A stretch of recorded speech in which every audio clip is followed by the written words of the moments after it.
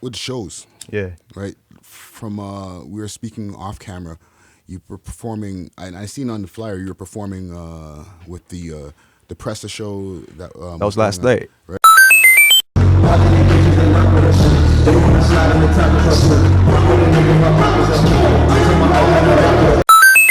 Young Tory Presser, shout out to the guys. Right. So for the people who are going to be watching this when this is posted, this is going to be probably like a week ago, right? Now, which shows is that?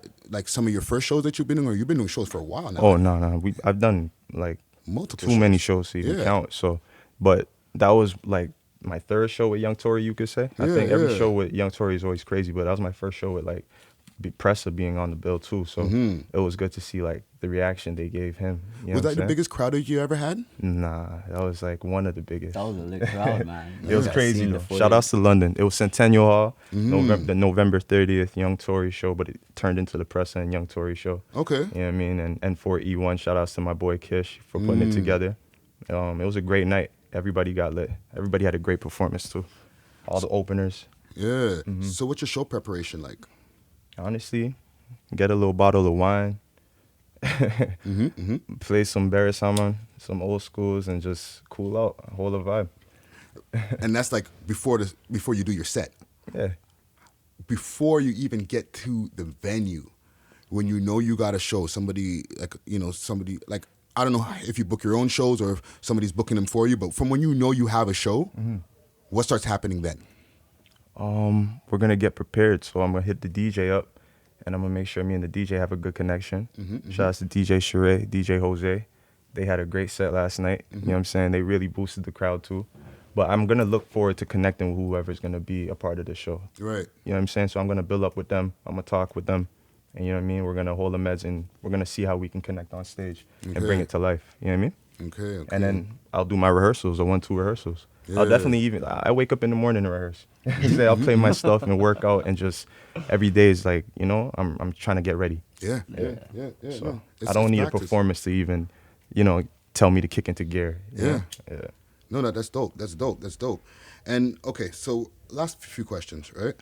My bad for holding that. And this is for both of y'all, for both creatives, right? As one, the creative behind the boards, who's making beats, who's engineering, and you, the man on the mic, okay? It's a struggle, right? Have you ever felt like giving up? And Hell no. as I bring this around to both of y'all, and I say this like, because we're all still doing it in some capacity. We're all still doing music. But there's always that point where you're like, fam, I don't even know if I want to do this shit anymore. I'm just pissing me off. Transfer that I know what energy you right mean into still, making a 'cause record. but for me, it's not that thought where it's like I don't want to do it anymore. Like obviously, you get tired of something if you keep doing it. Like it's just your brain. Like your brain gets fatigued from it. You know. Like you're sitting in front of a computer and 2 speakers listening to music like 14 hours a day. Yeah. You know, 14 to 18 hours a day. Then you're gonna feel a little tired. You know. Yeah. So, and even like that's with you with the studio experience, right? As an engineer, as an MC, right, or as a rapper, both, right? When you're going through this game and you're trying to get in, you're trying to get your music to get that traction and stuff like that. How do you stay motivated? Fam, I'm a very self-motivated person, off rip. So it's like the music to me, like I said, I started recording when I was 15, 2010. Right. When you guys met up. I never stopped since. Okay. So it's been a thing to me where I treat it as a passion, and whoever takes it as, oh, this is gonna go somewhere, that's how you take it. But to me, it's just, I was making this to make some money. I made this to go run something up real quick. Like I have to go deal with a stressful week. I need some music to play. And realistically, I like my stuff. I like my sound. So I do it for me first. Yeah. I keep that in mind. And then from there on out, because I never been a person to figure out the business side of music. I'm just now starting to understand certain aspects of the business and putting certain aspects into motion for myself. So when it comes to like being motivated, I think now the business side is making me even more motivated now. Right. I want to conquer this side of it. So it's like some people get stuck. Some people are like, well, my bad. Some No, people you like, can curse. damn, like, you know what I mean? Fuck, I slipped. Like, some people, you know, they can't figure out what it is they're in the music really for, like, because they're not getting the attention they want. But if you're not focused on attention, then it's really not gonna phase you. You know what I'm saying? Because you're doing it for yourself, right? So You're just trying to make good music. yeah, that's how I stay motivated. Dope. And you yourself, Shizzy, how do you stay motivated?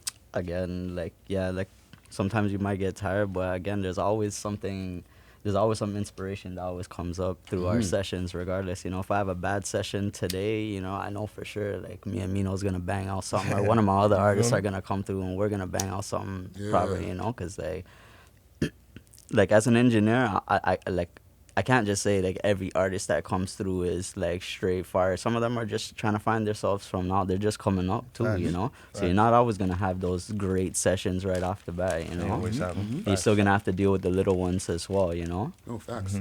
Yeah, not every session's always like a big session, you know. Yeah, man. Sometimes it's just build up for the next session, like. Exactly. You know what I mean? So- Just laying down some ideas. Exactly, man. Yeah. And you know, this actually brings me to a question with you also, Shizzy. As somebody who's running a studio, who needs to keep the lights on, how do you get clients for studios? Because there's other engineers that are watching who are like, yo, I'm trying to get my shit on, but like, I don't even know where to start to even get people to come to my studio. Right. Well, honestly, it's all been through networking. Honestly, you know, like I can't even say like, oh, I paid for this promotion or that. Like the only promotion I ever paid for was on Instagram, you know. And I only been doing that like recently, you know, for the past few months. But it's all been through word of mouth, like especially with my older clients, like, you know, from Loft days, you know, like. People are still like sending on messages like, oh yeah, you know, I have a client for you, you know, who wants to book this and that, you know, and even clients that I have coming through now, you know, same thing, you know, and even just me promoting it, like I promote hard every single day, you know, like I promote on Facebook, I promote on Instagram, you know. I mean, I stopped using my Twitter. I should probably use that more, you know. All outlets, man. Yeah, Come man. on. Outlet But plug. it's all through word of mouth and me promoting. You know, that's what it is. Like when I opened up this studio for almost 4 years ago, it'll be in January. My first client flew out of Michigan to come record with me. Nice. You know what I'm saying? And that's because my promo game was like strong them times too, you know. So like it went that far, you know. Yeah. So Well, that's dope. yeah, you know, like literally like that day, like Do you still have the session? I caked still that have the day. I session? want more sessions like question. that day. You Like, still got that? So you You have the session? yeah, I still have all of those Yeah? sessions. I have every Dope. session that was ever Dope. recorded here. sick. And even when you were mentioning social media, that brings me to a question that I swing over to you, Giinchy, right, or Meeno.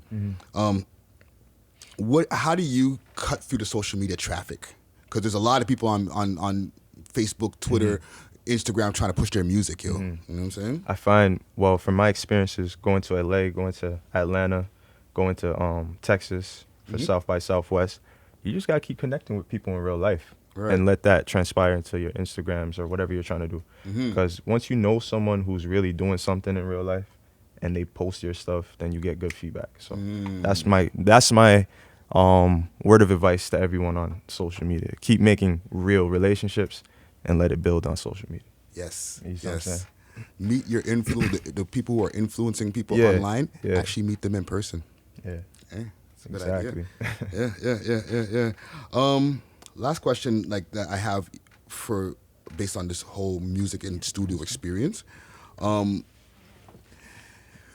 it comes to like your approach to you, Meeno, making music, and you with just your whole business of the studio, right? What would you like to change about yourselves? It's a good question, man. What would I want to change myself? That I'm changing every single day, honestly. You know, like I'm not comfortable trying to be the same person every single day. You know, I'm always trying to learn something new. You know, so every day when I wake up, like just because I went to music school doesn't mean I stop researching things and you know what I'm saying, trying to look up different techniques and stuff and trying to even test it out myself, you know what I'm saying, trying out different software and you know what I'm saying, like I said, if you have a passion for something, you'll never stop learning different ways to do it. Yeah. You know what I'm saying? Yeah.